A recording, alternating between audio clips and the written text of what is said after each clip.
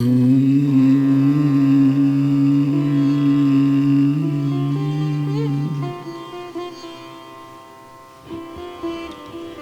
श्री कृष्ण कृपा करें जिससे हम उनकी बात कर पाए। जिन अध्यायों का अब हमें अध्ययन करना है द्वितीय स्कंद के, उनमें अधिकतर श्री कृष्ण की बाल लीला का वर्णन है।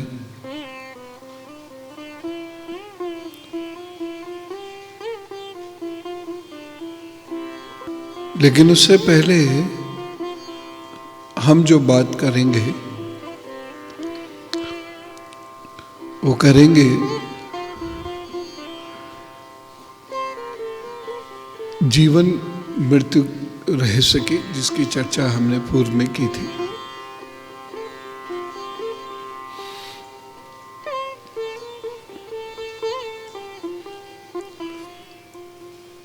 आप सभी ने इसे सुना था, तो सबसे पहले तो ये बताइए कि जीवन मृत्यु की जब व्याख्या हो रही है तो उसका क्रक्स क्या है, एक पर्टिकुलर लाइन क्या बोलते हैं जीवन और मृत्यु के बारे में।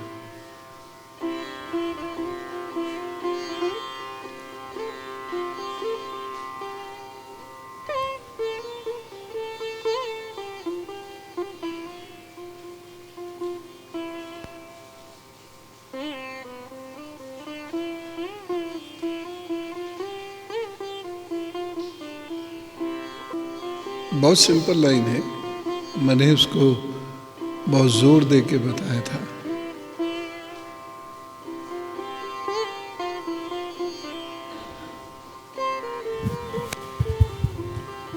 सब कुछ प्रभु से ही उत्पन्न होता है और उन्हीं में विलय हो जाता है।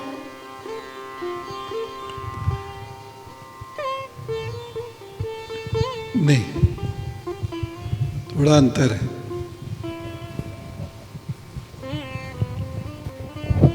मृत्यु ही परम सत्य है। नहीं, जीवन का है इसमें।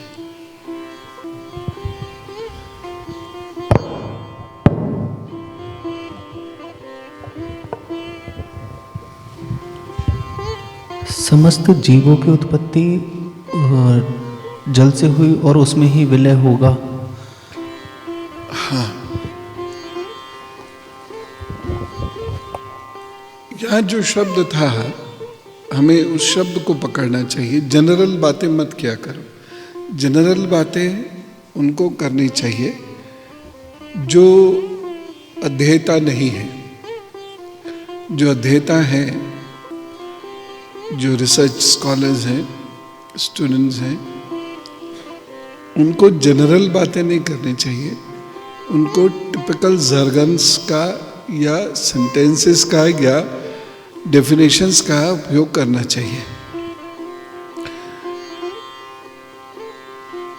उसमें 3 बातों की हमने बात की थी, पढ़ के 3 बातें अध्ययन से सामने आई थी।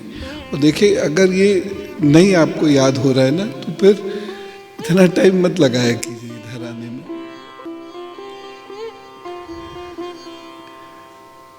क्योंकि कक्षा में बैठने का उपयोग नहीं है अगर हम डम फेसेस के साथ बैठे। नहीं आएगा, कुछ तो बोलें, उसमें कोई हानि नहीं है कि हम गलत बोले, लेकिन चुप रह गए तो थोड़ा सा ठीक नहीं है। कुछ बोले, अगर हम बिल्कुल लॉन्ग फेसेस बनाकर बैठेंगे तो इसका मतलब हम सुन ही नहीं रहे थे।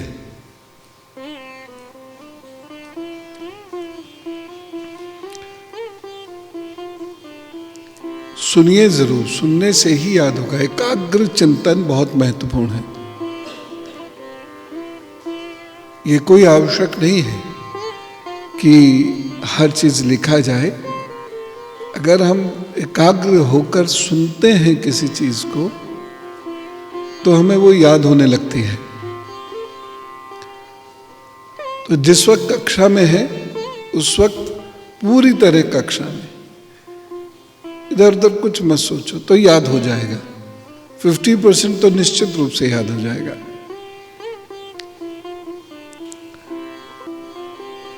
जिस बिंदु से मनुष्य का उदय होता है उसी बिंदु पर मनुष्य पूर्ण होता है। दूसरा वाक्य था जयति लीलियति, जल से उत्पत्ति होगी और जल में ही पूर्णता होगी, लेकिन सबकी पूर्णता नहीं होगी। कौन बचेगा? जो शेष बचेगा वही अगली सृष्टि का निर्माण करेंगे। अब उसमें आपको सृष्टि के निर्माण में जो विभिन्न युगों की संकल्पना है या हाइपोथेसिस है, उसमें एकदम मत उलझ जाइए, जाकर धीरे धीरे धीरे धीरे उलझिए। क्योंकि जो चतुर्युगी व्यवस्था है, एक मनवंतर के भीतर भी अनेक चतुर्युग हो सकते हैं। तो हमें अभी उसमें नहीं उलझना है। हमारे पास एक रास्ता बिल्कुल क्लियर है जिससे हम युग व्यवस्था को समझ सकते हैं। कौन सा रास्ता था जिसके बारे में हमने बड़ी उषद चर्चा की थी?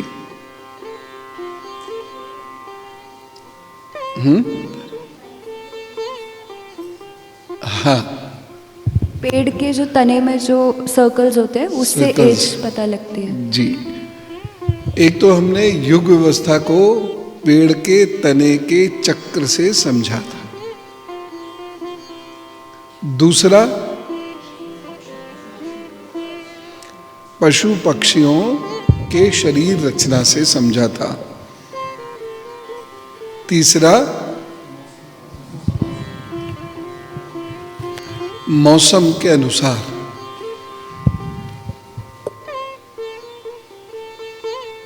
तो इन मेथड्स के साथ साथ हमने मॉडर्न साइंस से भी समझा।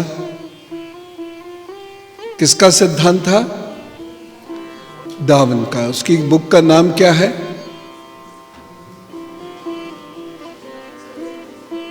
Origin of species.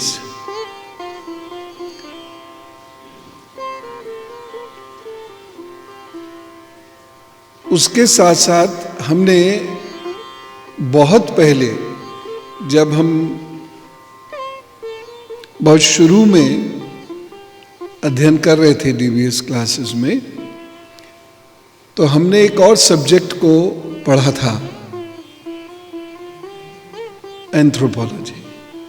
तो हमने एंथ्रोपोलॉजी से उस चीज को समझा। यानी मेरा ये मानना है कि आपको जब भी शास्त्र समझने हैं तो जितने भी उपलब्ध पद्धतियां हैं, किसी का भी आप सहारा ले सकते हैं।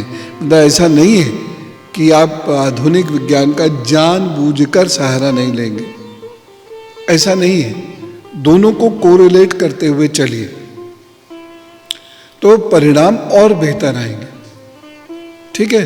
अध्यात्म कहीं भी आधुनिकता का विरोधी नहीं है। ठीक? तो इस प्रकार से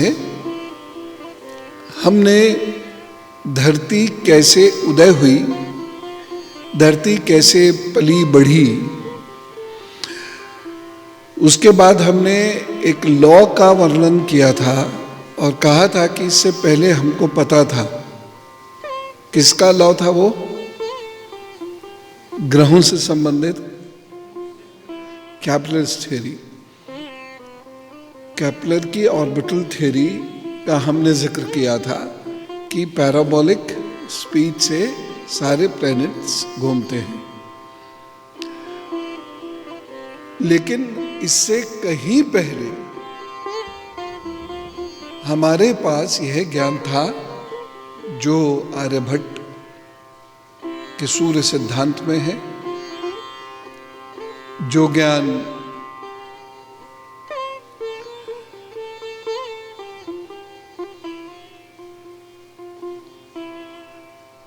आर्यभट्टीय नामक पुस्तक में संकलित है,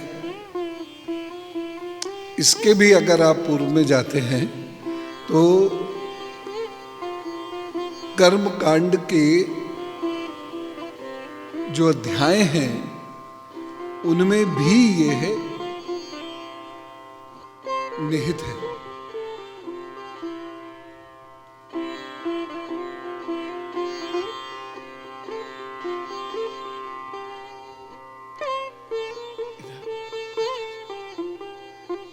तो उसमें भी ये निहित है।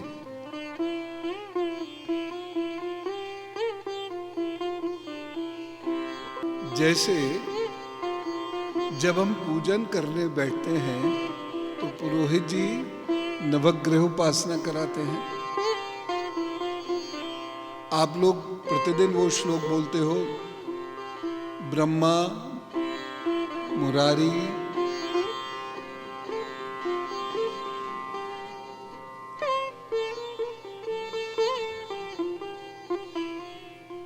ये बोलते हैं। तो ये श्लोक बोल रहे हैं, इसका मतलब क्या है कि हमको नवग्रहों की जानकारी है, नहीं तो ये श्लोक क्यों बोलते?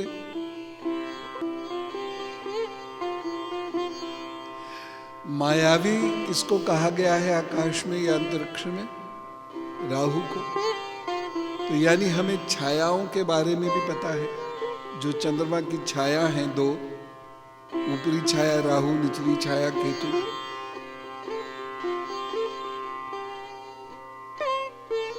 ठीक है ना? तो कितनी आसानी से हम ये पता लगा सकते हैं कि इससे पहले कि केपलर ने 17th सेंचुरी में ये नॉलेज दी, उससे बहुत पहले ये नॉलेज हमारे पास है,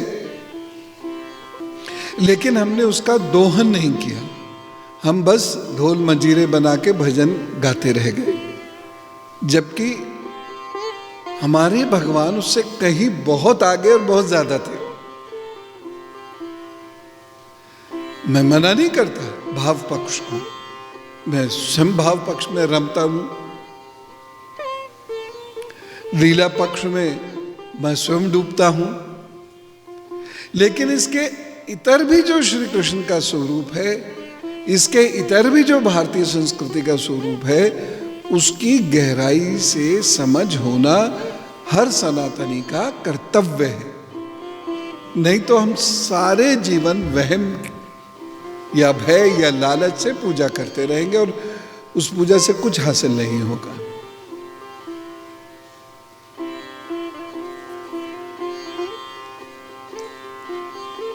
तो जिस बिंदु से उदय हो रहा है उसी ही बिंदु पर मृत्यु होगी, और यही हम कैलकुलेट कर लेते हैं और व्यक्ति की मृत्यु का प्रेडिक्शंस कर सकते हैं। जरूरत क्या है ये एक अलग बात है, करना नहीं है, क्या फायदा, उससे होगा क्या, लेकिन कर सकते हैं। सिद्धांत स्पष्ट है।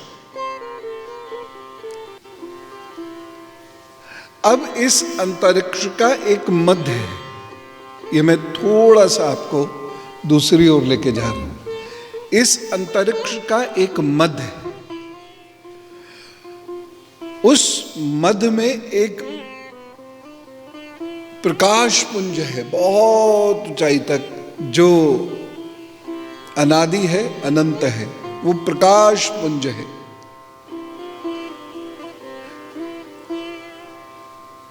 और इसी प्रकाश पुंज का नाम क्या है? हैं? हैं? ना शिवलिंग, ज्योतिर्लिंग बोलते हैं इसको। इसी प्रकाश पुंज को तो ज्योतिर्लिंग बोलते हैं। शिवलिंग तो हम बनाते हैं, ये प्रकाश पुंज जो है ये पूरे ब्रह्मांड के मध्य की ऊर्जा का केंद्र है। पृथ्वी की ऊर्जा का केंद्र नहीं है, पृथ्वी के मध्य का केंद्र, पृथ्वी का मध्य नहीं है।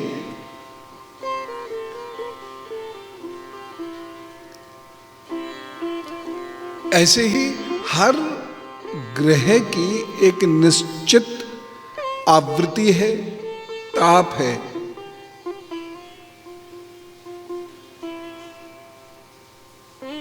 उसको समझना बहुत आवश्यक है। जैसे कोई एक व्यक्ति उसी श्लोक का पुनश्चरण करे, ब्रह्मा मुरारी, कोई एक करे। हाँ, तो बुधश्च गुरुश्च शुक्र शनि राव केतव सर्वे ग्रह शांतिकरा भवन्तु। इधर से कौन बताएगा? हाँ बोलो मेश भैया। ब्रह्मा मुरारी त्रिपुरांतकारी भानु शशि भूमि सुत बुधश्च। अब रुक जाओ, इसमें एक शब्द क्या आया? भूमि सुतो। किसके लिए आया? मंगल ही वो प्लेनेट है जो एक बहुत बड़ा, जिसे हम मैक्सिकन फॉल्ट कहते हैं, पृथ्वी पर वो संघट्ट होता है और उसके बाद पृथ्वी पर जलवायु में महान परिवर्तन होते हैं। पृथ्वी की उस वक्त की वह जलवायु समाप्त होती है जिसकी वजह से जितने भी बड़े पशु हैं वह पूर्ण हो जाते हैं, जैसे डायनासोर्स। और उसी का एक टुकड़ा ब्रह्मांड में तैर जाता है जो धीरे धीरे गोल होता है, अग्नि से तपा हुआ होता है, और इसी का नाम है मंगल।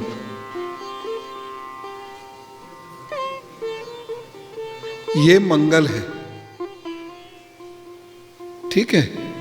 ये धीरे धीरे धीरे धीरे धीरे धीरे, और इसकी जो क्वालिटीज हैं, इसके जो गुण हैं, ये वही हैं जो पृथ्वी के हैं। और आपको इसके बारे में कहाँ मिलेगा? बृहस्पति संहिता में भी मिलेगा। उसको भी जल्दी मान लो तो महाभारत में भी इसका वर्णन मिले, उसको भी जल्दी मान लो तो रामायण में उसका वर्णन, उसको भी अगर आप जल्दी मान लो तो वेद में उसका वर्णन मिलेगा।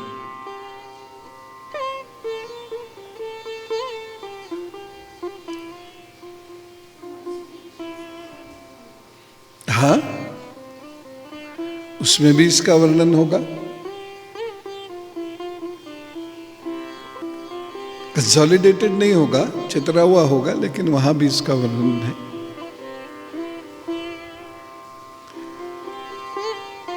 तो हम ब्रह्मांड को कितनी आसानी से समझ रहे हैं, ये समझना क्यों आवश्यक है, अभी मैं बता दूंगा। तो एक बिंदु विशेष से हमारे शरीर में, शरीर या तो ऐसे कहिए कि शरीर और प्राण जुड़ते हैं, और ये क्रिया कहां पूर्ण होती है?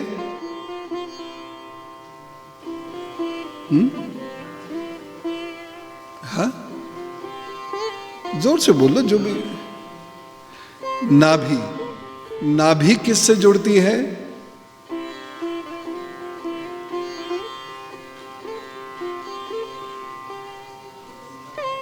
गर्भाशय। ये क्रिया वहां होती है, वहां पर हाड़ मास बनना शुरू होता है, फिर धड़कन आती है, और 7वें महीने में प्राण आते हैं।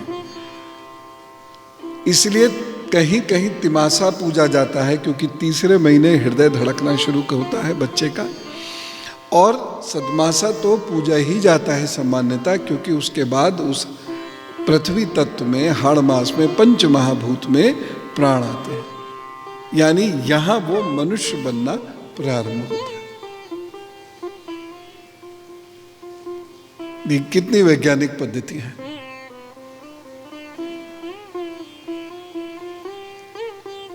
और यहीं से मनुष्य की शिक्षा दीक्षा प्रारंभ हो जाती है।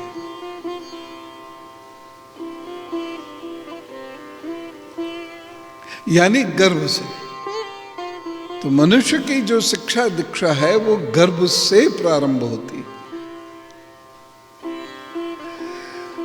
उसके बाद 0 डे से 5 इयर्स और उसके बाद 5 to 12, ये अलग अलग सेगमेंट्स हैं लर्निंग के, 5 to 12। और अगर आप कॉग्निटिव और नॉन कॉग्निटिव साइंसेस को देखो वो भी यही बात कह रही है, 5 to 12 और उसके बाद 12 to 18 और उसके बाद फिर सामान्य बुद्धि के साथ वह बढ़ता है। तो जिन बच्चों को प्रारंभिक काल में वह शिक्षा या मस्तिष्क की तीक्ष्णता के लिए ट्रेन कर लिया जाता है, वह विलक्षण हो जाता है।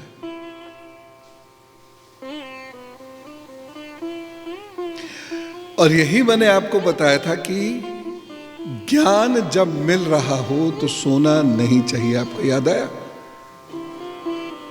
मां पार्वती का एक उदाहरण दिया था और दूसरा उदाहरण किसका दिया था? हाँ, अभिमन्यु सो गया, अभिमन्यु की माता वो सो गई थी, तो वह वापस नहीं आ पाए उस चक्रव्यूह से। अब ये हम बहुत बड़ी गलती आज करते हैं, समझ नहीं पाते कि गलती कहाँ हुई है और गलतियों का निदान वहां ढूंढते हैं जो वहां मिल नहीं सकता। ये केवल माइंड ट्रेनिंग से ही संभव है और किसी तरीके से संभव नहीं है।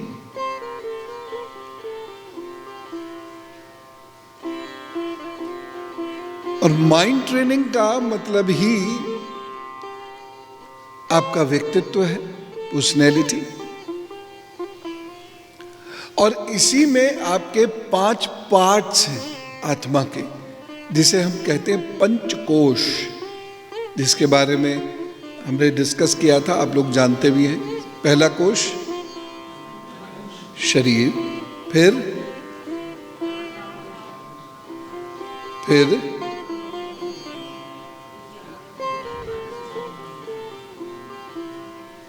आनंद वह स्थिति है जो सच्चिद आनंद से जुड़ती है। तो अगर हम किसी को भी उसी प्रक्रिया से ट्रेन करें, आश्रम का जो ट्रेनिंग सिस्टम है वो यही है और इसलिए समय लगता है। हमें चीज़ें बहुत जल्दी चाहिए, स्कूल एजुकेशन की तरह 6 months कोर्स, जो संभव नहीं है। क्यों संभव नहीं है? क्योंकि ब्रेन हमारा ब्लैंक नहीं है। ब्रेन में बहुत सारी स्मृतियां हैं, पूर्व में जितने जन्म हुए हैं, किसी भी जन्म को आप भूलते नहीं हैं। विस्मृति हो जाती है, तात्कालिक विस्मृति हो जाती है, जो कुछ लोगों में योगारूढ़ होने से वह उनको याद होती है, स्मृति आ जाती है समय पर। कुछ लोगों को शक्तिपात से आ जाती है, कुछ लोगों को काल की कृपा से आ जाती है। शक्तिपात गुरु करते हैं, काल की कृपा मनुष्य की भक्ति का परिणाम है। तो इन 3 कारणों से आपको अपने पूर्व जन्म भी याद आ जाते हैं और तब आपको इस पृथ्वी का मैनेजमेंट समझ में आए और तब आपको इस ब्रह्मांड का मैनेजमेंट समझ में आएगा, जिसका एक बेसिक सूत्र मैं आपको दे रहा हूं, बेसिक फॉर्मूला मैं आपको दे रहा हूं, और वो ये है, पूरा ब्रह्मांड एक यूनिट है। उस यूनिट में एक तारा है जो लगभग मध्य में है, यद्यपि चलता वो भी है, उसका नाम है। उसके बाद 7 ग्रह हैं, उसमें से एक उपग्रह है, 6 ग्रह हैं, एक उपग्रह है। उपग्रह कौन सा है?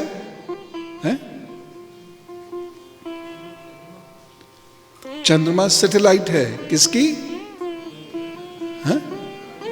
अर्थ की। हर प्लेनेट के 2 नोड्स होते हैं।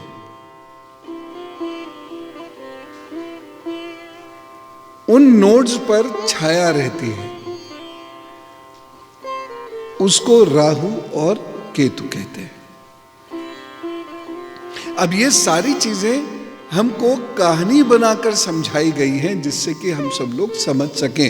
ये उस दौर की बात है, उस युग की बात है।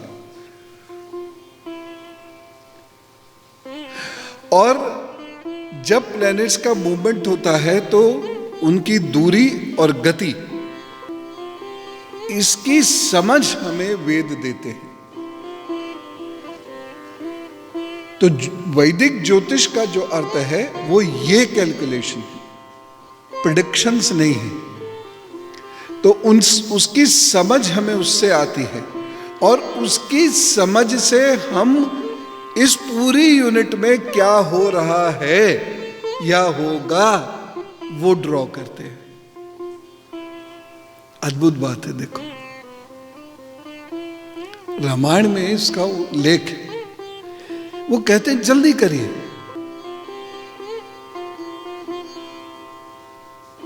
दशरथ जी जल्दी सिंहासन पर बिठाना चाहते हैं क्योंकि उसके बाद प्लेनेटरी मूवमेंट ऐसा होगा कि फिर दिक्कत हो जाएगी, और हो गई।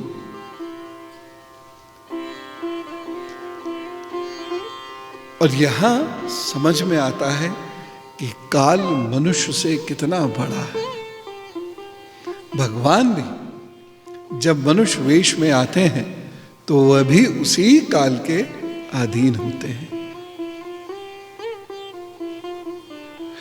तो हमारे जो पंचभूत है वो पंचभूत एक समय में आके उनका क्षरण होता है, और जब ये पंचभूत हमारी आत्मा को समाये रखने के अक्षुण हो जाते हैं, उस दिन को कहते हैं देह अवसान या देह अंत। समझे आप इस गहराई को? अगली बार पूछ लूंगा, इसलिए बहुत ध्यान से समझना। इस गहराई को समझने की कोशिश करिए। कोई सडन डेथ नहीं होती है, कोई अकाल मृत्यु नहीं होती है, सिर्फ मृत्यु के कारण और बनते हैं। अकाल मृत्यु कैसे हो सकती है? जब तक काल नहीं आएगा तब तक मृत्यु कैसे हो सकती है? कुछ भी अकाल नहीं होता, कुछ भी अकारण नहीं होता। यहां तक कि हम मिलते जुलते हैं जिनसे, उसका भी एक कारण होता है। अब एक साधक जिसको उसके इष्ट या गुरु की कृपा प्राप्त हो जाती है या स्वयं की साधना इतनी प्रचंड हो जाती है, वह अपने होने का हेतु समझ पाता है, बाकी लोग नहीं समझ पाते। बाकी लोगों के लिए एक सामान्य जीवन है जो सभी पशु पक्षियों का और मनुष्य का है, विशिष्ट कुछ भी नहीं। इस भेद को कौन से राजा हैं जिन तक पहुंचा रहे हैं? परीक्षित राजा।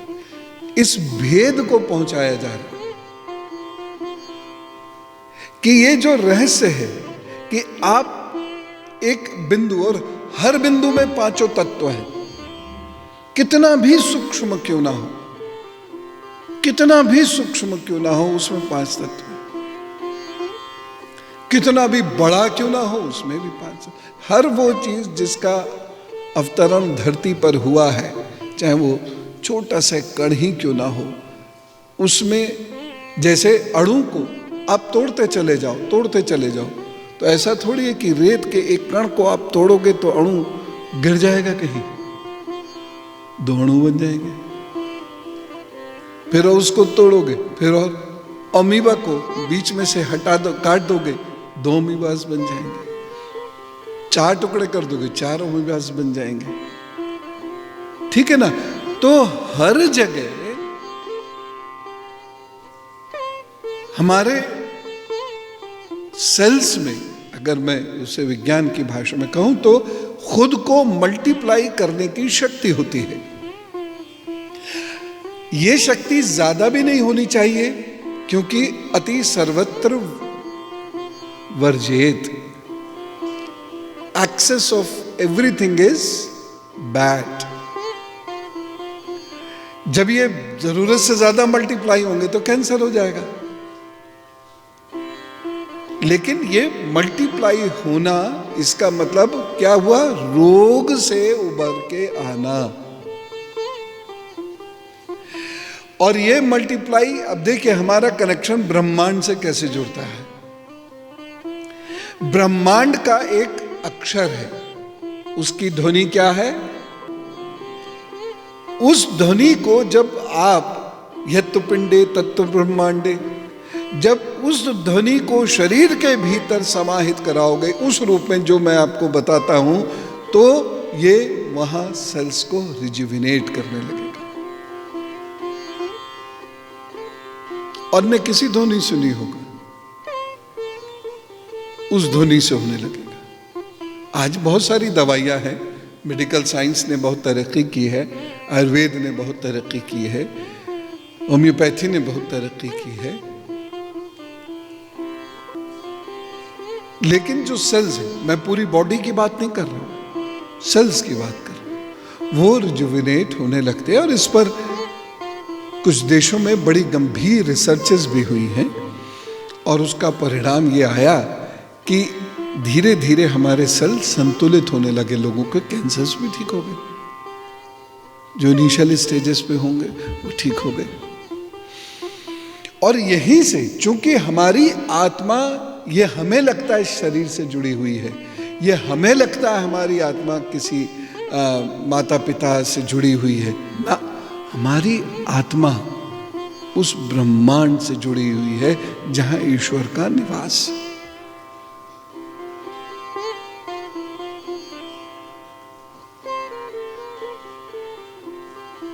हमारी आत्मा वहां जुड़ी हुई होती है, इसीलिए वहां की क्रियाओं से हम अपनी आत्मा को बेहतर कर सकते हैं, अन्य किसी तरीके से नहीं कर सकते। अन्यथा तो इंजेक्शन लगा देते और ब्रिलियंट हो जाते। बीच में ऐसी टेक्नोलॉजी आई थी, आप लोगों ने सुना भी होगा, जिसमें वो ब्रेन को चार्ज कर देते थे और आंखों पे पट्टी बांध के बच्चा पढ़ने लगता था। ये तो जादूगरी है। इससे क्या होता है? Japanese training. तो उन्होंने ये सिस्टम को इजाद किया।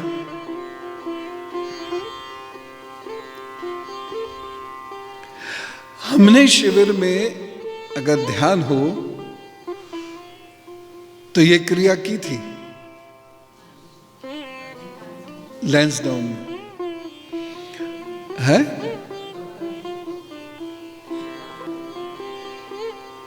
माइक में बोलो। शताब्दानी क्रिया।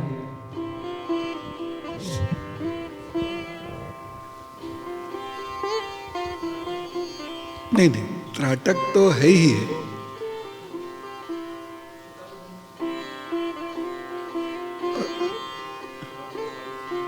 और किसी को याद आ रहा है? नहीं, क्रिया का नाम पूछ रहा हूं।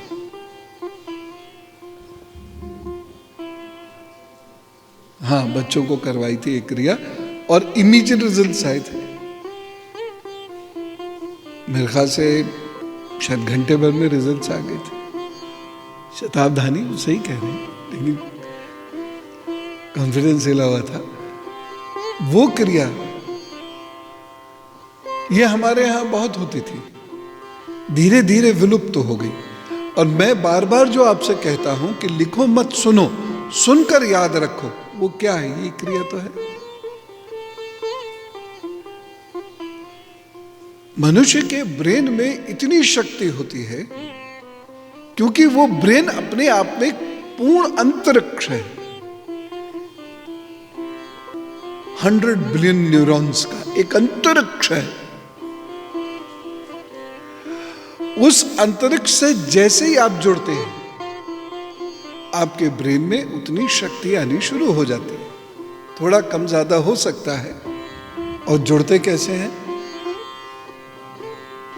ध्यान साधना, जिसमें सबसे पहली क्या है? श्वास साधना।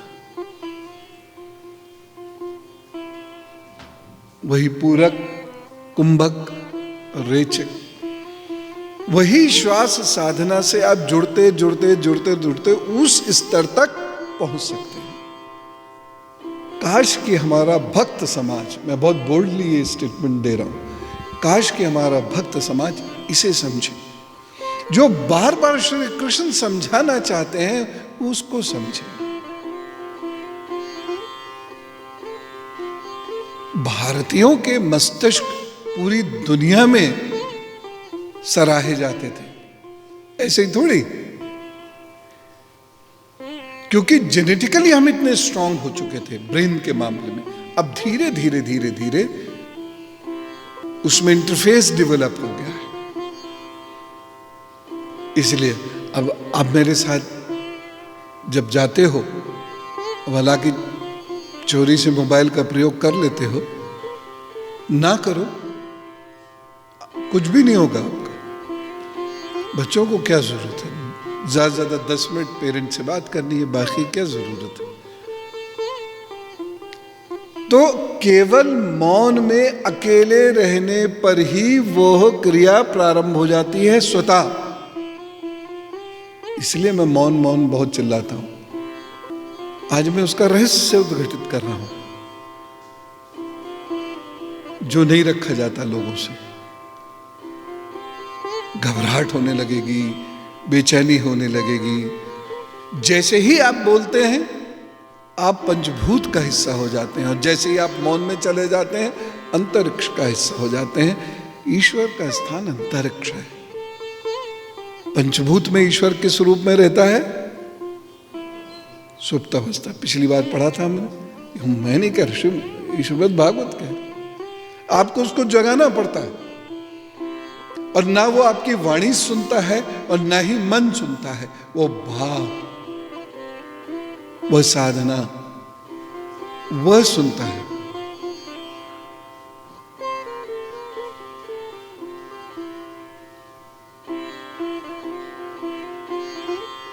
और आप इस पर थोड़ा थोड़ा काम करो, रोज 1 घंटे सिर्फ सुनना है। हमने श्वास क्रिया करी, शांत होकर बैठ गए और सुन रहे हैं।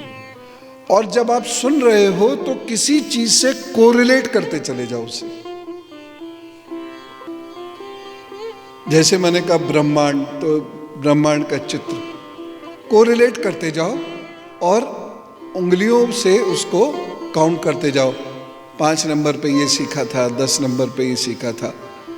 आप देखना आपको याद होना शुरू हो जाएगा विचित्र रूप से। और उतने बीच में यदि आपका पूर्व जन्म जागृत हो गया, आपको उसकी स्मृति हो गई, तो इस जन्म का कम याद होगा, पूर्व जन्म का ज्यादा याद होगा। जहां कहीं आप निद्रा से आगे निकले,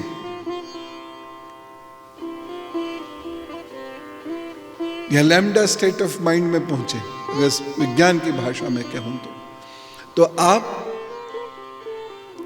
एकदम अपने ट्रांस में चले जाओ। ये ऐसी मध्य अवस्था है कि ना देह आपकी है यहां और आत्मा जा रही है वहां। आप उस ट्रांस में जाओगे कैसे, हर कोई नहीं जान सकता। या तो गुरु कृपा हो जाए कोई, और या फिर इष्ट की विशेष कृपा हो जाए, तब, अन्यथा कोई तीसरा तरीका नहीं। और इसीलिए बहुत सारे लोग जब पूछते हैं कि भारत के लोग जब भारत में मरते हैं तो क्या भारत में पैदा होते हैं? नहीं, क्योंकि भगवान के लिए भारत एक यूनिट नहीं है, ईश्वर के लिए भारत एक यूनिट नहीं है, पूरा अंतरिक्ष एक यूनिट है। और उसमें भी केवल ये वाला अंतरिक्ष यूनिट है। जब वो और वृहद रूप में जाएगा तो कोटि कोटि ब्रह्मांड, यानी हजारों करोड़ों अन्य अंतरिक्ष वहां पर हैं।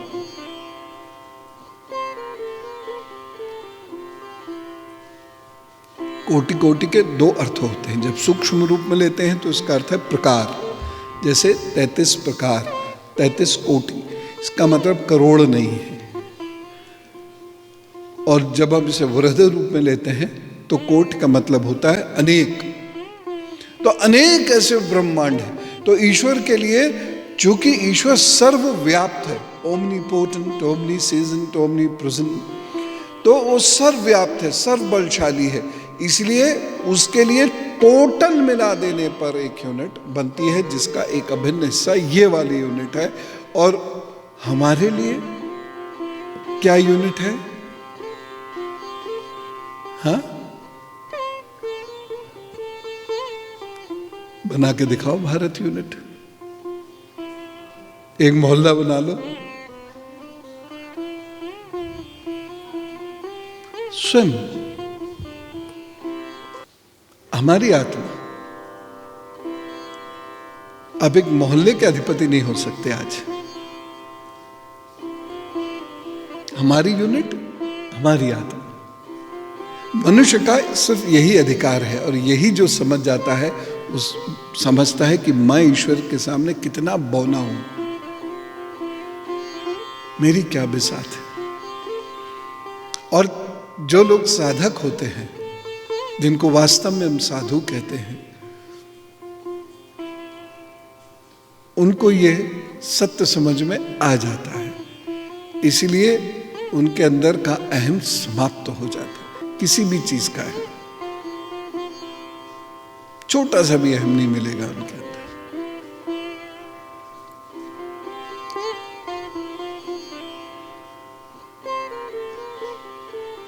तो ये है उस बिंदु विशेष से उद्भव होना। बायोलॉजिकली इस बिंदु का जो नाम है वो सीमेंट है, और वह क्षेत्र जिसमें उद्भव प्रारंभ होता है उसे हम कहते हैं गर्भाशय। क्षेत्र ही इसको कहते हैं, इसका जो मूल नाम है वो क्षेत्र ही है। और इसीलिए जो पूजन हो रहा है वह स्त्री का नहीं हो रहा है। उस स्त्री के शरीर में प्राण आया, फिर उस स्त्री के शरीर में आत्मा आई, उसका हो रहा है कि कोई शुद्धात्मा प्रकट हो जो हमारे वंश के लिए काम कर सके। अब जैसे विवाह का समय होता है, विवाह एक मंगल कार्य है।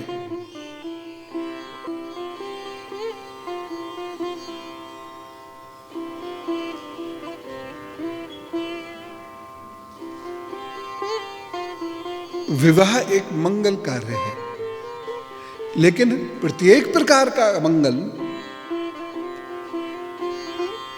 इस विवाह के उत्सव में हम लोग करते हैं। पैसे मांगना, झगड़ा करना, शराब, मुहूर्त का विसर्जन कर देना, मांस आदि आदि, या जो बलात् विवाह होते हैं, उठाकर ले जाना आदि टाइप। तो ये तो मंगल कार्य नहीं हुआ, ये तो अमंगल कार्य हुआ। उसके परिणाम मंगल नहीं होते।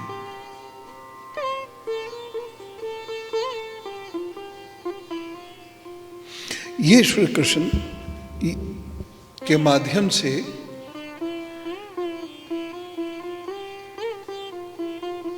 जीवन मृत्यु भेद और रहस्य समझाया। इसमें और बहुत सारे प्रश्न आपके उठ रहे होंगे दिमाग में, तो मैं आपको 10 मिनट रख लेते हैं समय।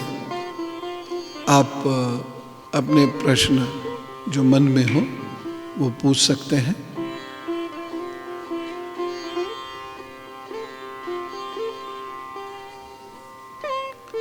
कहाँ जा रहे?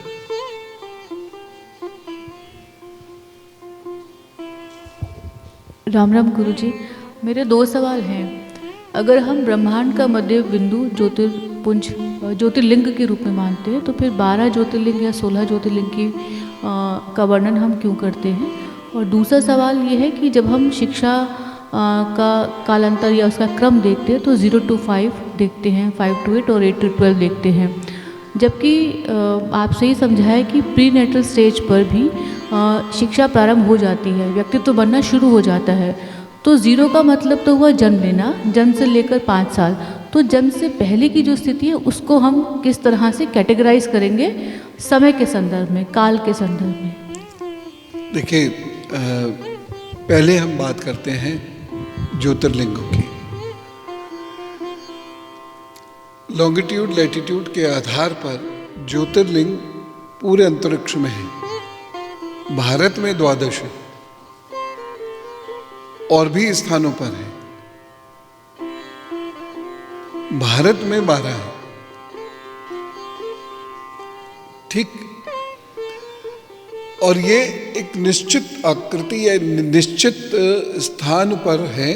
और जो जिनको सदाशिव स्वयं हम कह के बुलाते हैं, ये वो है जो वृहद है, जिसके बारे में कथा ब्रह्मा जी और विष्णु जी वाली आती है। बाकी ज्योतिर्लिंग वो स्थान विशेष है जहाँ पर स्वयंभू प्राकट्य होता है। बाकी सब शिवलिंग है, मंदिरों में शिवलिंग है। दूसरी चीज है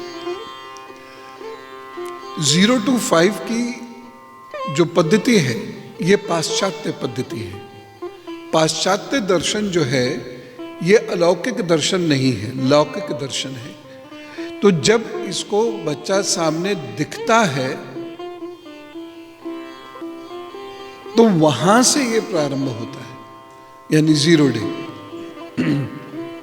वहाँ से डिफरेंट ट्रेनिंग शुरू होती है। लेकिन वो सारी ट्रेनिंग, चाहे टॉयलेट ट्रेनिंग है, चाहे स्पीच ट्रेनिंग है, चाहे लुकिंग ट्रेनिंग है, या चाहे मोटर ट्रेनिंग है, ये सारी ट्रेनिंग शरीर के और इंद्रिय के मध्य हो रही है।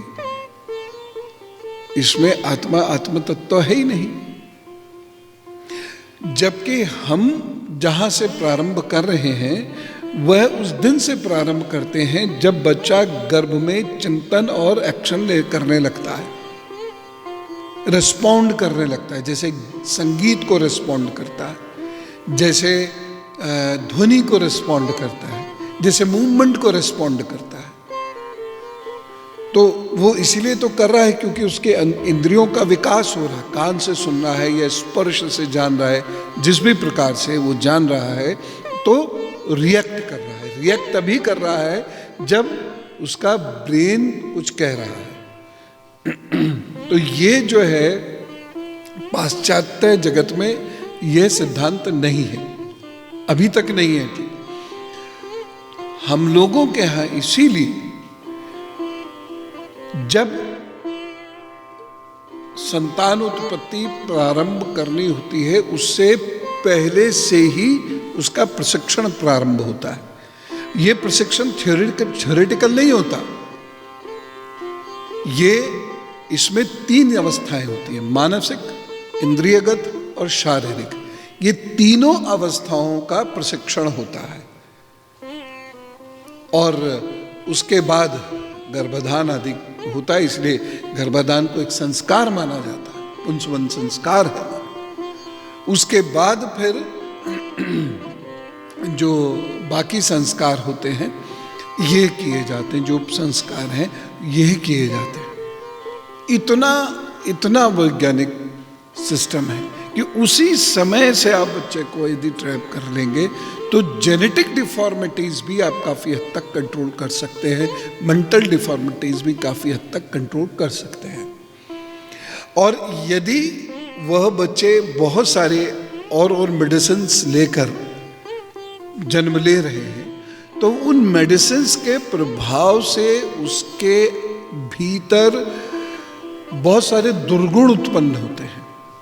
मान लीजिए स्टेरॉइड्स जैसे बहुत सारी ऐसी चीज़ें लोग खिला देते हैं जहाँ बच्चे को सेरेलैक मतलब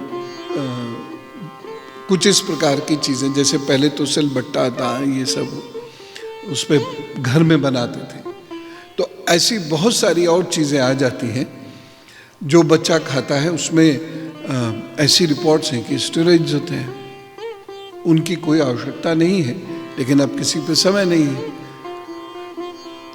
उससे क्या हुआ कि माँ का और बच्चे का चिंतन खराब होना शुरू हुआ। बहुत सारी ऐसी चीजें हैं, बहुत सारी ऐसी मेडिसिन हैं जो लेनी पड़ जाती हैं। अब मैं ये मान के चलता हूँ भाई डॉक्टर आपका दुश्मन तो है नहीं, तो मजबूरी में ही देंगे, लेकिन वो मेडिसिन बच्चे के ऊपर बहुत बुरा प्रभाव डालती हैं। या माता को यदि एक्सट्रीम स्ट्रेस है या पिता को यदि एक्सट्रीम स्ट्रेस है तो वह भी बुरा प्रभाव डालेगा। तो ये सूक्ष्म से वृहद तक की यात्रा है। तो जुड़े हुए सब हम अंतरिक्ष से ही हैं, और अगर हम बहुत शुरू से ही वो केयर करनी शुरू कर दें तो निश्चित रूप से फर्क पड़ेगा। तो ट्रेनिंग तो बच्चे की कम, पेरेंट्स की ज्यादा होती है।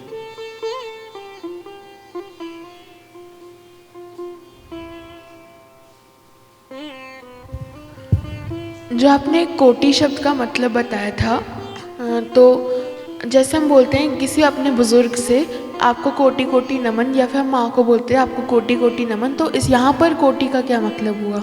बहुत सारा, बहुत सारा, कोटि कोटि ब्रह्म, अनेक ब्रह्म। तो कोटि कोटि नमन यानी अनेक नमन।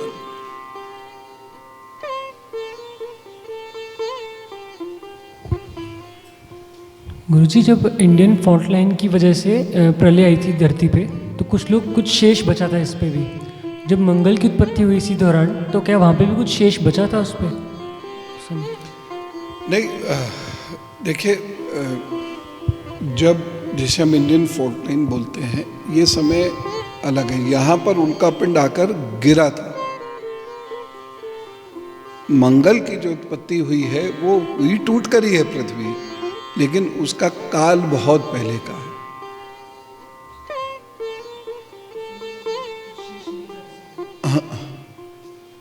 फॉर्मेशन हो रही।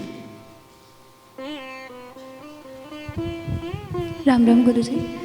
मेरे दो सवाल हैं। एक तो ये कि मुझे विराट पुरुष वाले कॉन्सेप्ट में एक क्वेश्चन है कि विराट पुरुष पहले आए और फिर उन्होंने सृष्टि का, जल का निर्माण, सृष्टि मतलब निर्माण किया, और फिर वो सारे प्रोसेस हुए जिसमें जब भूख लगी तो मुंह आया, आँख आई, तो वो तो एवोल्यूशनरी प्रोसेस हो गया। तो जल बाद में है, विराट पुरुष पहले और फिर एवोल्यूशन है। ये मुझे क्रोनोलॉजी में थोड़ा सा कंफ्यूजन हो रहा है। विराट पुरुष की जो उत्पत्ति है, उस विराट पुरुष को क्या बोला गया है? नारायण, यानी जल है, उसी से उत्पन्न हुए हैं। वो उत्पन्न तो हो गए, लेकिन वह एक ऐसा शरीर था जिस शरीर में कुछ भी नहीं था। तो जैसे जैसे आवश्यकता होती चली गई, वैसे वैसे वह चीज शरीर में उत्पन्न होती चली गई। तो जल, फिर विराट पुरुष जब पूर्ण हो गया तो उसने फिर आगे उत्पत्ति की है। अच्छा, तो यानी जल पहले ही था, फिर विराट पुरुष। और दूसरा, मुझे पता है कि आप पहले आंसर कर चुके हैं, लेकिन मुझे नहीं समझ आया कि प्राण और आत्मा में क्या अंतर है, और प्राण अगर आते हैं तो कहाँ से आते हैं? प्राण वायु है, विद्यमान है। आत्मा जो है ये सूक्ष्म शरीर है। 3 प्रकार की आत्माएं हैं, पिछली बार हमने बातचीत की थी। कौन कौन सी 3 प्रकार की आत्माएं हैं? जीवात्मा, प्रेतात्मा, सूक्ष्मात्मा। तो जो सूक्ष्मात्मा है वह आत्मा है, उसे हम सामान्य भाषा में आत्मा कहते हैं। तो प्राण तो वायु हो गया, और आगे जाके वो विभक्त होती है वायु। कितने भागों में विभक्त होती है अधिकतम? 7 होती है, और 49 पार्ट्स उसके 49, 7:7, 49। ये पूर्ण आयाम उसका इतना है। उपयोग में जो हम लाते हैं मनुष्य शरीर में, वो 5 है। कौन कौन से?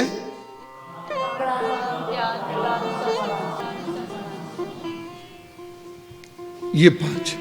ये शरीर के उपयोग में, जबकि धरती और अंतरिक्ष मिला के 7 प्रमुख वायु और 7 उसकी उपवायु, ठीक, तो वो 49 बैठती हैं।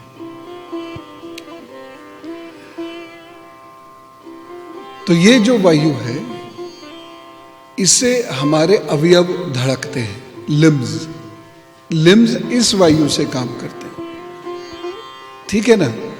जैसे प्राण वायु से ये काम करेगा, ठीक है ना। व्यान व्याप्त है, समानता बनकर, इसलिए हर वायु का एक अलग उपयोग है। ये उपयोग मैंने शायद दिखाया है, अगर नहीं लिखाया होगा तो अगली बार में लिखा दूंगा। तो ये प्रत्येक वायु का मैंने थोड़ा सा बताया था कि जब वायु नीचे से ऊपर जाती है तो हष्ट-पुष्ट करती है, ऊपर से नीचे आती है तो पाचन तंत्र की समस्या उत्पन्न करती है, ठीक है। तो ये वो 5 वायु हैं, ये वायु है। प्राण और आत्मा नहीं है। आत्मा वह सूक्ष्म शरीर है। और वो कहाँ से आता है? सूक्ष्म शरीर जो है हमारा ब्रह्मांड में अवस्थित है। वो जब से ब्रह्मांड है वो तब से है। शरीर बदलता चला जा रहा है, उसका आकार कम अधिक होता रहेगा। जब जब जीव जंतु अधिक होंगे तब उसका आकार कम होगा, जब जीव जंतु कम होंगे तो उसका आकार बढ़ेगा, ठीक है ना। तो उसके आकार में अंतर आता है, ठीक। एक और सवाल है, जब गुरु महाराज जी ये कहते हैं कि डाइव इनटू बात करते हैं और वो कहते हैं कि जब आप ईश्वर को प्राप्त कर लेते हो तो आप इमॉर्टल हो जाते हो, तो क्या वो इमॉर्टैलिटी वही बात कर रहे हैं कि जब हमें आत्मा का रियलाइजेशन हो जाता है तो आत्मा इमॉर्टल है, शरीर मॉर्टल है, तो वो यही बात है? क्योंकि उनके पास वो शक्ति है जिसमें वो शरीर और आत्मा को अलग अलग देख सकते हैं। हमारे लिए वो एक है, वो अलग अलग देख रहे हैं उसको। जब आप भी योग साधनाएं करेंगे ना, अब हमारे फिर मैं जब भी शब्द योग आता है मैं बार बार वो बात कहता हूँ कि आज योग का अर्थ केवल व्यायाम होकर रह गया, तो इसीलिए हम वो चीज़ समझ ही नहीं पा रहे। लेकिन जो वास्तविक योगी हैं वो उन दोनों को अलग अलग करके देख सकते हैं। तो हमारे लिए तो वह जल है जिसमें हम बीच में डंडा मारेंगे तब फटेगा थोड़ी, लेकिन वो देख सकते हैं। इसीलिए वो क्या कहते हैं, शरीर नश्वर है, शरीर के भीतर जो है वह अनश्वर है, और जो अनश्वर है वही ईश्वर में लीन हो जाता है। तो हम शरीर के माध्यम से, क्योंकि धर्म साधना का माध्यम है शरीर। क्या श्लोक बताया था इसका मैंने आपको?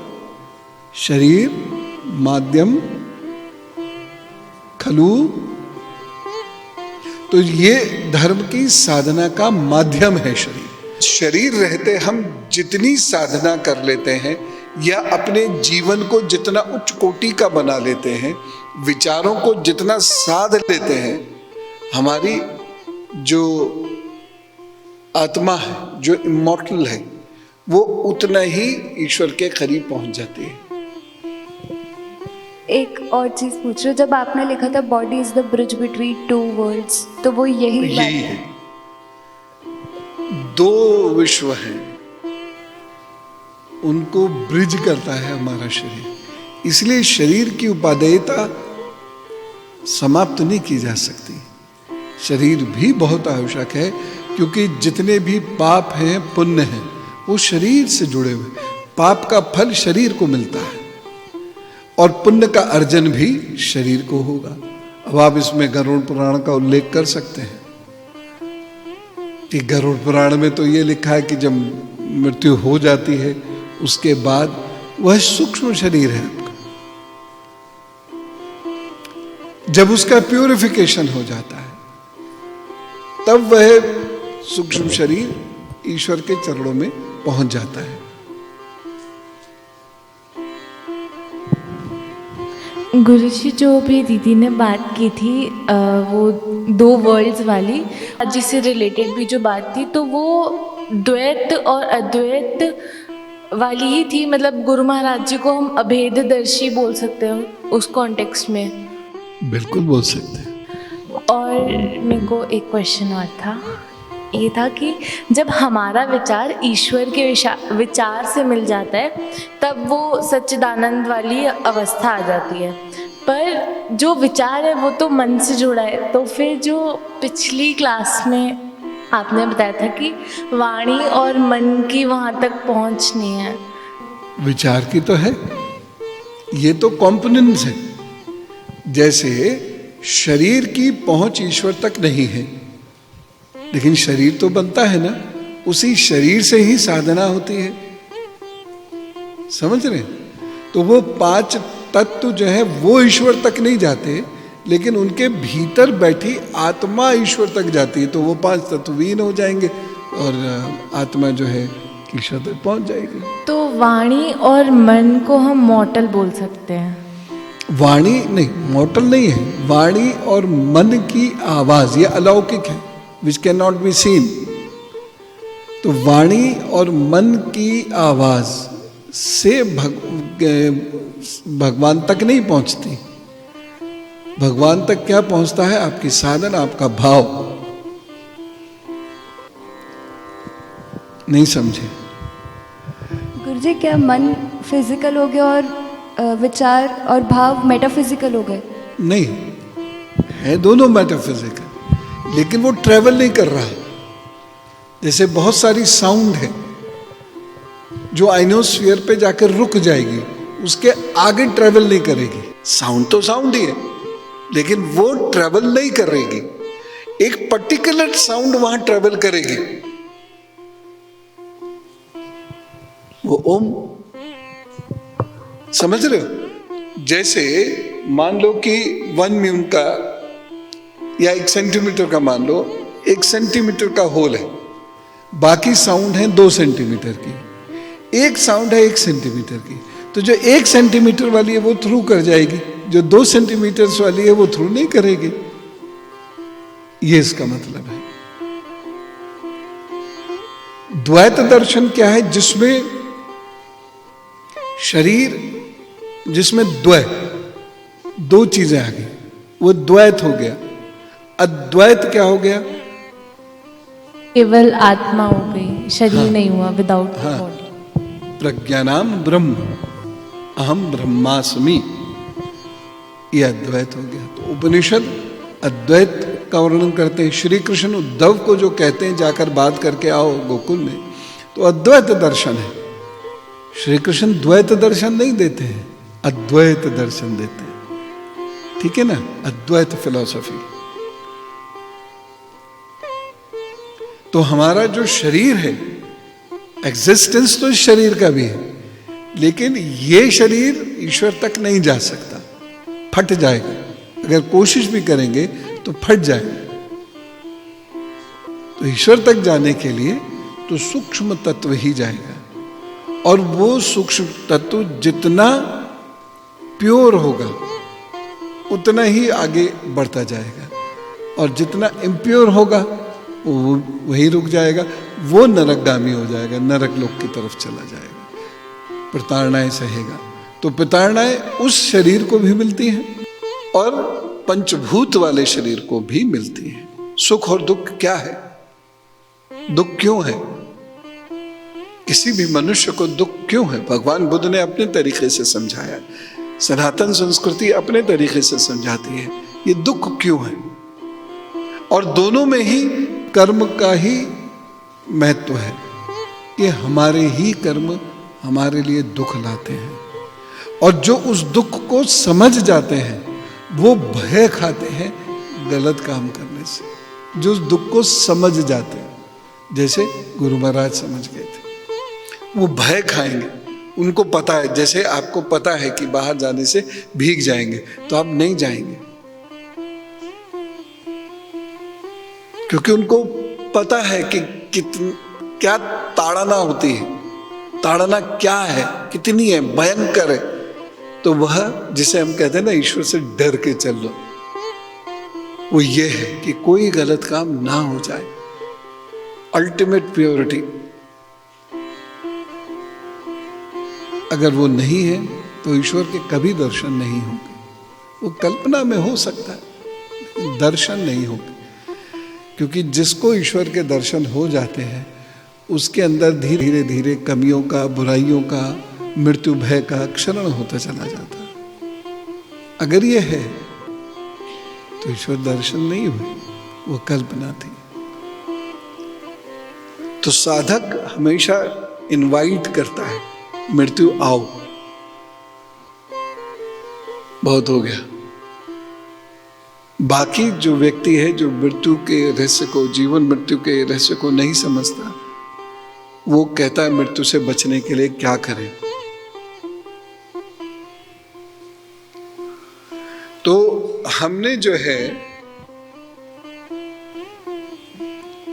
जीवन मृत्यु के बारे में, और ये भी अभी बहुत थोड़ा सा ज्ञान है, समय आने पर ये और बड़ा होगा और वृहद होगा। मैं ब्रह्म कैसे, ये घमंड की बात नहीं है, ये हमारे सूक्ष्म शरीर का डिस्पोजिशन है। अगर मैं ब्रह्म हूं तो शेर भी ब्रह्म है, बिल्ली भी ब्रह्म है, मुर्गा भी ब्रह्म है, सांप भी ब्रह्म है।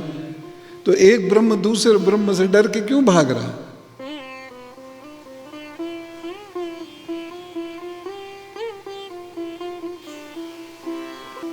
ठीक है ना? तो धीरे धीरे ये गुत्थी भी सुलझती चली जाएगी कृष्ण कृपा से, ये गुत्थी भी सुलझेगी। इन गुत्थियों को गुरु महाराज सुलझा चुके थे, इसलिए उन्हें कोई भी बात परेशानी नहीं करती थी। इसलिए वो सदा निश्चिंत मिलेंगे आपको, उनका कोई भी सदा निश्चिंत।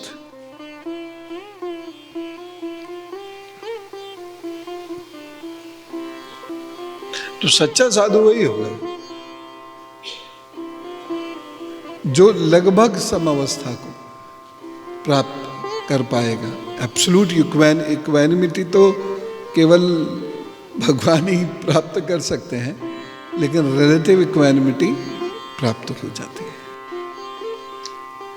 आज की कक्षा यही रोकते हैं, बारिश का समय है,